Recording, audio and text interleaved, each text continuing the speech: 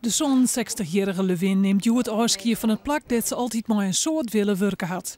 Zie hier liever terug hier maar het werken en vindt het heel spietig. Wij hebben onze praktijk verkocht en ik dacht dat ik met dit vrijwilligerswerk voor strikt baasloze katten die anders niet geholpen zouden worden door mocht gaan. Maar daar is een arbitrage over geweest en dat blijkt dus niet meer te mogen. Dus ik moest wel stoppen hier. Maar pijn in het hart? Heel veel verdriet, ja. Nou, lekker hè. Als klein kind liep ik altijd tot ongenoegen van mijn ouders al met zwerfdieren te sjouwen. En dan moesten ze weer naar het asiel. En toen heb ik me voorgenomen, nou, ik ga mijn leven inzetten om zo weinig mogelijk dieren naar het asiel te krijgen.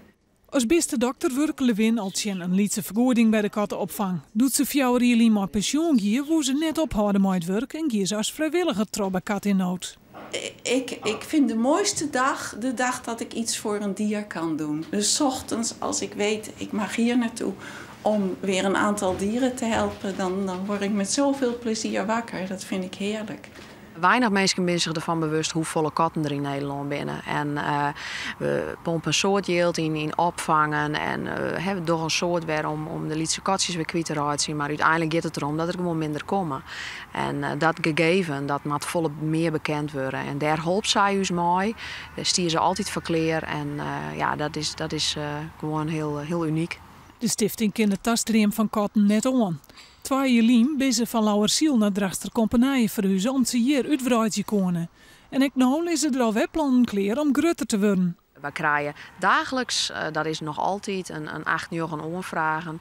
En daar kunnen we er natuurlijk net alles van helpen. Men realiseert zich net dat zo'n kat dan jelle hier al krals wordt en al haar eerste nest krijgen. En dan staan we in één keer van het probleem. En nou, de eerste nest is er dan vaak al. En ja, dat is eigenlijk er wordt te weinig benaderd voordat een kat aangeschaft wordt.